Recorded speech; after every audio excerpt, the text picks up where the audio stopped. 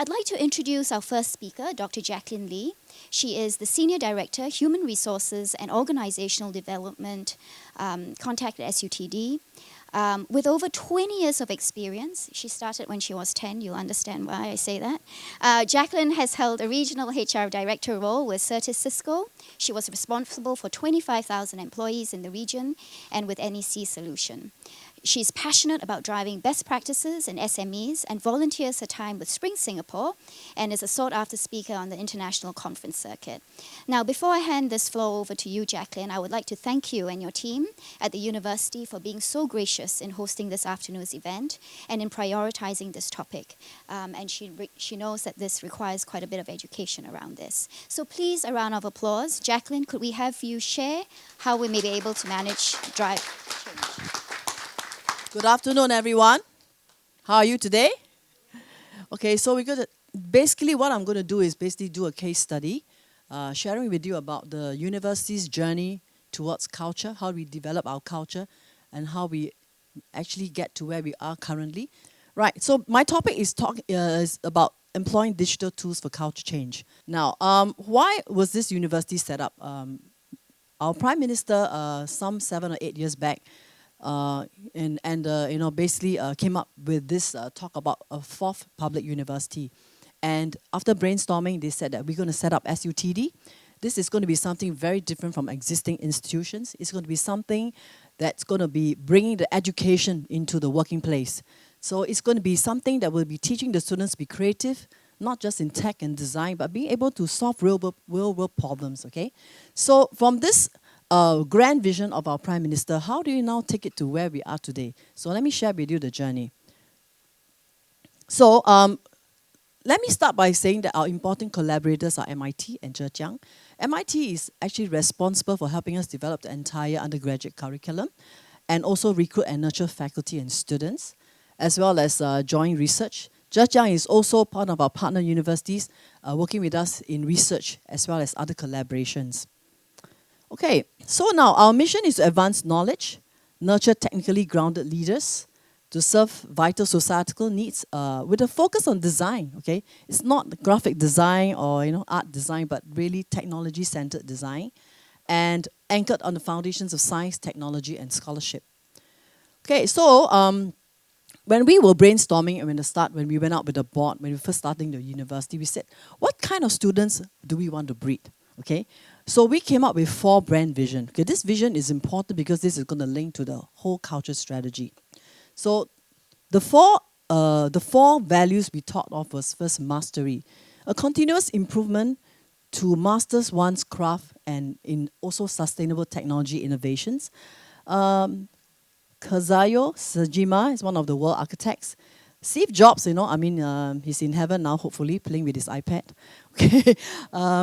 And a courageous person of high ambitions, whose quest in life is embark on journeys few try. I once heard a story about Steve Jobs. One day he went to work and he talked to one of the engineers. This engineer is in charge of doing, when you turn on the computer, it starts up, right? So he's in charge of ensuring the speed of when you turn on the computer, how long you have to wait. So he went to this engineer and says, can you imagine if you were slow by a few seconds and you timed that by 6 billion people, how much time you can save if you are able to do the operating system even 2 seconds faster. That's why when you turn on your Mac, it's actually pretty fast, okay? Right. So the other area is determination. Thomas Edison never give up, resilience. And lastly, entrepreneurship, resourceful and having the appetite to succeed. So with these brand values, we actually kind of start to look at art and science of design. So Amy was just asking me, what design are you talking about? Everybody's talking about design thinking, but in our design thinking here, we really bring you from the design to basically all the way to conception, development, prototyping, manufacturing, and the full value chain. So it really brings you through the whole cycle. So it's technology-grounded design. So now you said, okay, with such a grand vision, Jack, how do you start the journey? So let me share with you our journey. Culture is a very vital element in any organization, just as Wendy says, corporate compliance culture.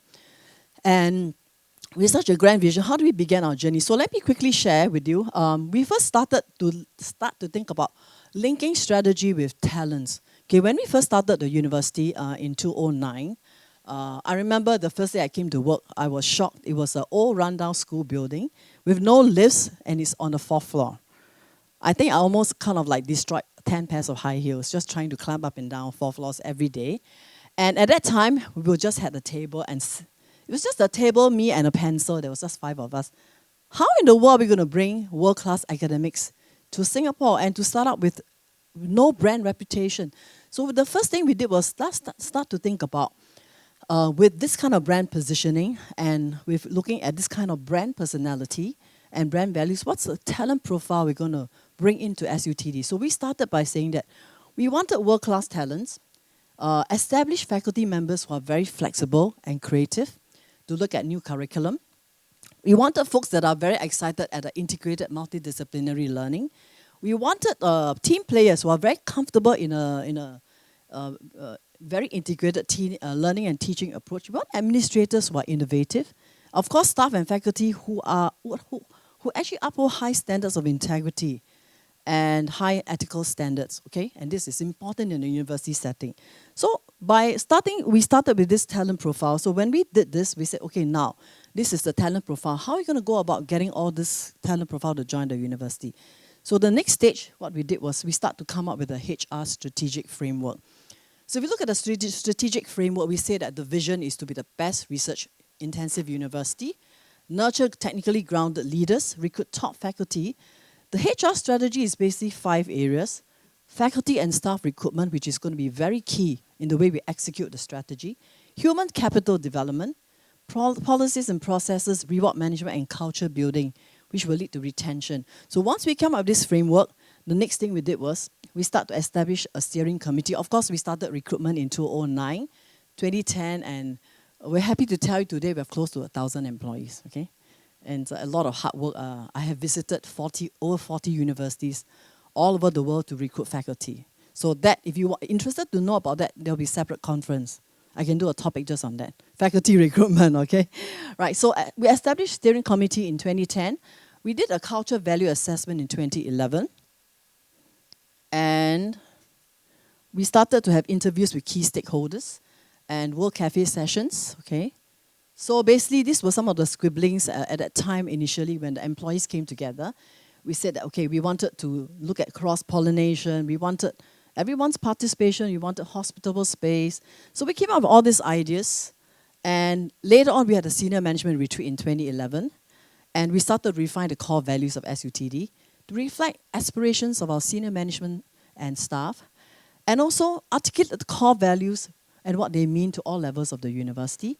And of course, when you articulate core values, the next thing is, core values are values if you don't put it into work processes.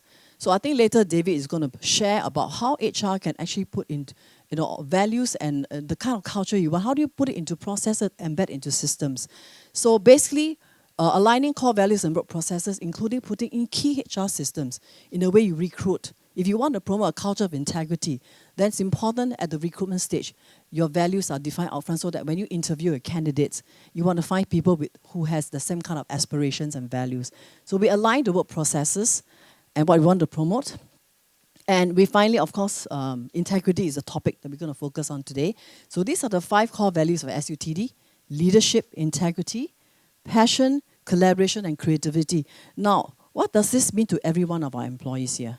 We want you to watch a short video, about 2 minutes, and hear from the employees what they think each of these values mean. Okay, let's watch a short video.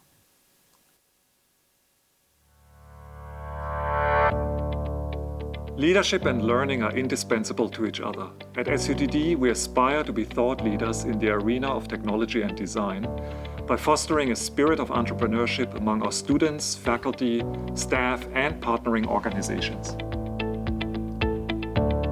Strong collaboration and team spirit are what brings us thus far for a small and lean university. We are often united across departments to achieve a common goal that truly demonstrates the family spirit at SUTD. Before we can design anything, we must have ideas. And to have new ideas, we must have creativity.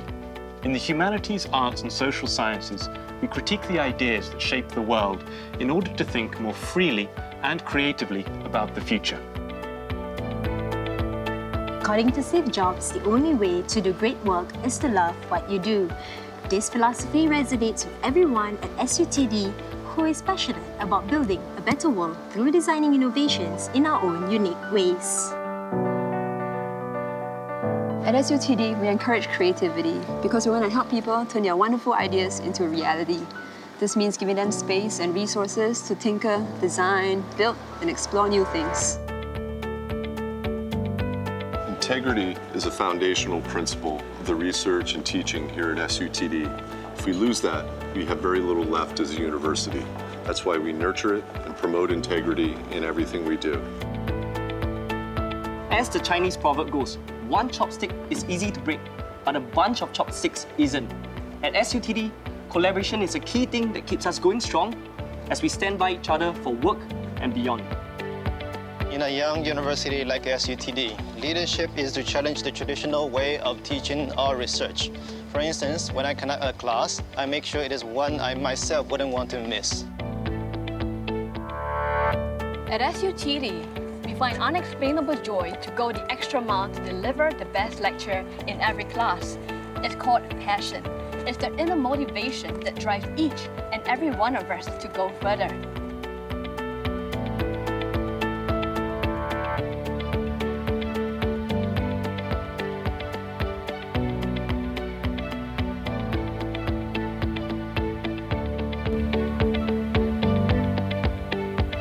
Hope you enjoyed the video. So you can see that how we start by articulating the vision and mission of the university. Then we start looking at the brand values, okay? And then the personification of brand values came out. It turned out into our core values. And from the core values, how we link to the talent strategy, recruit, and after that, we bring them in and how we now start to kind of really permeate the core values amongst each and every employee. So in fact, if you notice all these actors inside, they're all our employees. Okay? These are not professional actors. Okay, and there's a lot of background, so the video took a while to produce, but we are very happy with the production. So let me just move on to the next stage of the culture development journey. I apologize if I'm going a bit too fast because I'm conscious that we have a certain timing and I'm trying to make sure I keep within that timing. So later on, during the Q&A, please ask me questions. So we say that culture change is a long and complex process. How do we now develop process alignment? So part 2 of my talk is going to talk about digital tools. So now, the HR team began to look at tools that can be used to speed up culture change versus the manual method. So we start to look for a tool that can automate the culture survey. It's not difficult to automate culture surveys, okay? There are lots of tools out there. And second is, how do you allow culture conversations and decision-making to be made spontaneously? And third, how do you improve participation and commitment to change? So this is talking about the change process now, okay? Now, so we started in 2013 with the assessment of the current and preferred culture. In order to change culture, you got to understand what is your current state and what's the future state going to be like. So we did that in 2013. We use a tool called the OCAI. I will explain a little bit about this tool. These are developed by 2 professors and based on competing values framework and validated tool. Okay. So in this tool, basically, we look at 2 polarities of culture. So there's your organization is either internally or externally focused, or your organization has stability or flexibility. So if you look at this chart, there are a lot of things inside, but let me take you through. So in the OCI methodology, they define organization culture into 4 types. Clan culture. So when an organization has a clan culture, it's family focused. The leaders are like fathers, mentors. The ethos of the organization is teamwork. And if you look at advocacy culture, it's a culture that is dynamic, entrepreneurial. The leader is an innovator, creative, flexible.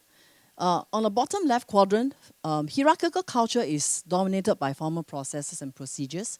The leaders are typically coordinators and is more bureaucratic. Can you think of some hierarchical organizations in Singapore? Ministry of Education, don't tell them. That's our big boss, okay? Yeah, okay. Processes. And you notice that it's easy to change ministers. Every 2 years you can change and the organization doesn't collapse. It's because it's governed by processes. Results. Okay, in market-driven culture, is results-focused. The leader is very competitive, hard driver. Can you think of some organizations with a market culture? I know it's Friday afternoon. I know you have thinking about TGIF, but help me here, somebody. Yeah, excellent, Apple, right? So, adhocracy, how about very innovative culture? Entrepreneurial, dynamic, on the top right? Google, yeah, excellent, okay. Yeah. Uber? Yeah, I just heard some horror stories about Uber yesterday. That's reserved for another occasion. Okay, so if you look at it, so if you look at the left quadrant, culture types are on the left is mainly internal focus and focus on integration. Culture types on the right is mainly external focus and differentiation. Culture types that are more clan adhocracy is flexibility and freedom, and the ones that are more hierarchical and market-driven are more stability and control. So when we did this exercise, develop the culture tool by including the following steps. So we start to look at the functional requirements of this tool. We start to develop the culture survey through screens, okay, usable screens.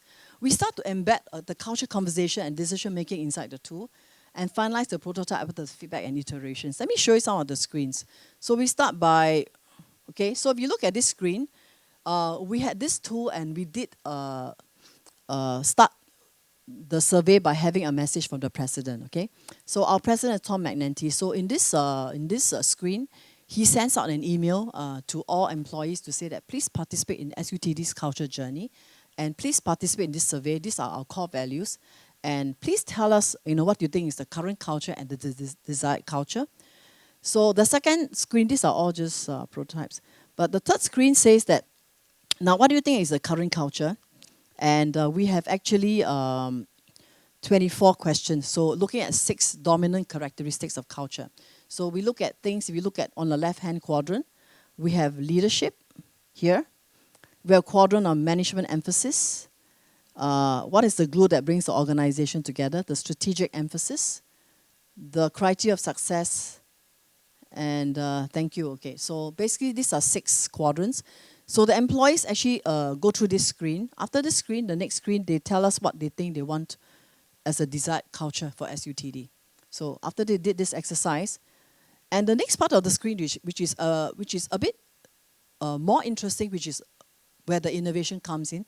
So typically in culture conversations, when you bring someone into a room, you want to do change management, you bring 30 or maybe 25 people into a room, and then you start to ask everybody, what do you want as a desired culture? Then you start having conversations. Do you notice that some people speak louder than others?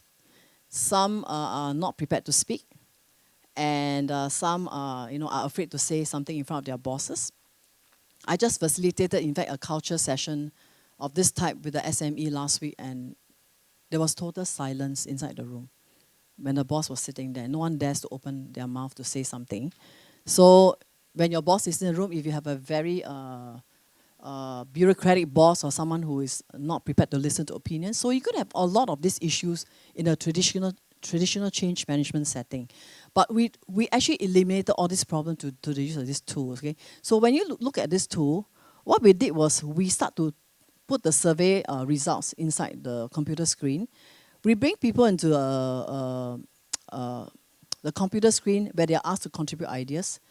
And they are also asked to rank the top 3 ideas that is suggested by everyone in the decision room. And the system will actually aggregate the scores and derive the top 3 suggestions based on participant ranking. Now, the wonderful thing about this system is that you go into a room. So, for example, 20 of you inside a room, you all have a computer in front of you. You actually participate everything online on the computer screen. So, for example, Jovina, Amy, myself, 3 of us, we can all talk at the same time, asynchronous. I don't have to wait for her to finish talking. I can actually speak at the same time. The computer allows me to go in and key my ideas all at the same time. And I can rank. If I don't like what Jovina is saying, I can actually say that I don't like her idea sucks without her knowing who I am. Okay? So when you have this kind of system where it's anonymous, you're allowed to be able to participate at the same time and do ranking. It eliminates a lot of process losses. So when we went in and we start to do this, we discovered, okay, so if you look at this, this is actually the brainstorming retreat. Okay, so we tell people what is the clan culture, adhocracy culture, and we tell people the results, okay? So the results say that currently the clan culture is 24.7. Employees want to have a higher clan culture here. And currently the adhocracy culture is 22 employees want more of advocacy culture. So from here, you can see the results that the desired culture is a clear and advocatic culture, okay? So from there, what we did was, we start to ask them to key in their ideas. Why do you think that the current culture is high on hierarchy?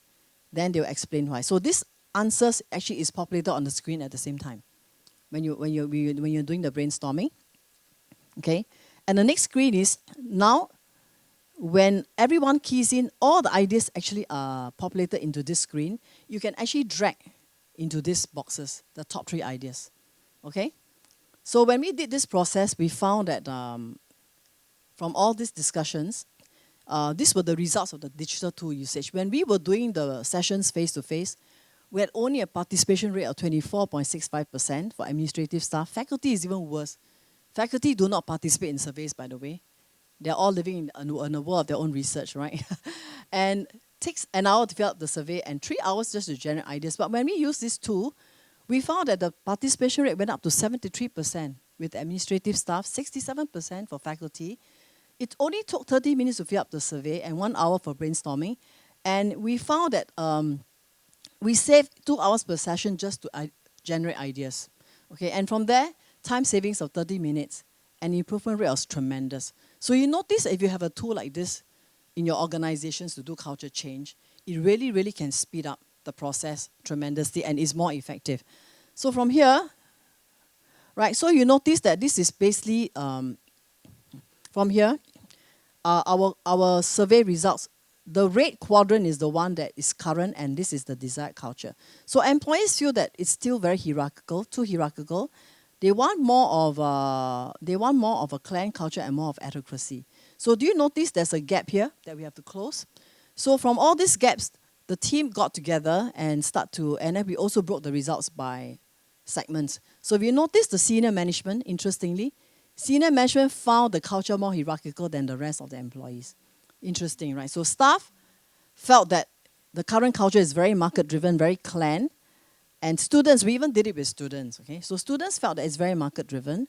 Faculty feel that it's hierarchical, clan and market, but interesting, senior management views everything as hierarchical. It'd be interesting. They are the ones driving the change, right? Why do they view it as hierarchical? So I'm still trying to figure that out, okay? So, and this is the desired culture. So everyone, do you notice that there is an alignment here? Here and here? Students, staff, and faculty, everybody wants a clan culture. So there is very, very good alignment. So from this survey, we could tell that we have fantastic alignment here. Everybody wants a clan culture. And over here, senior management wants a more advocatic culture. So from the results, we quickly went into okay, I'll jump this. We started to come up with ideas for change management, okay? So what we did was, we started to introduce an award, an SUTD award program to promote research, innovation, teaching innovation, and team spirit, and singling out individuals who have gone out of the way to promote a clan culture. So now we are in the 2nd year of our awards. It's been tremendously successful. Social lubrication, we started to come up with a slew of activities to promote a culture of teamwork. And we are happy to say that we just won an award for employee welfare, employee relations, and workplace harmony. The award was just clinched in this year, in fact, this year. Okay, next. Okay, so my last 2 slides. So quickly, now you'll be wondering, so Jack, since you do all these activities for the last 2 years, is there any visible change? Have you met your objectives? So if you look at this, this is the latest OCAI survey we did in 2016. Do you all notice the difference? Do you notice we have closed the gap? So we have closed the gap for clan culture, we have closed the gap for market culture. Okay, so now we have to work on these 2 portions to close the hierarchy. So the results has been really encouraging, it's been very effective. This is a visible tool that's been able to effect culture change. So my conclusion is, the culture tool has been able to improve participation rate of surveys, improve generation of ideas, speed of participation and rate of change, reduce process losses, initiate new ideas for change that has begun to see initial results, and building and incorporating a culture of integrity and adherence to systems, policies, and processes. Of course, a lot of this, the faculty doesn't like it. They feel that we are very bureaucratic. But sometimes, especially in a public institution, we are using taxpayers' money. So we have to be very careful in the way we spend. So sometimes you don't have a choice. And recently we have also come up with a code of conduct for both faculty and as well as students, very important institution. So with that, thank you very much. I'll close my session. Thank you. Thank you, Jaclyn.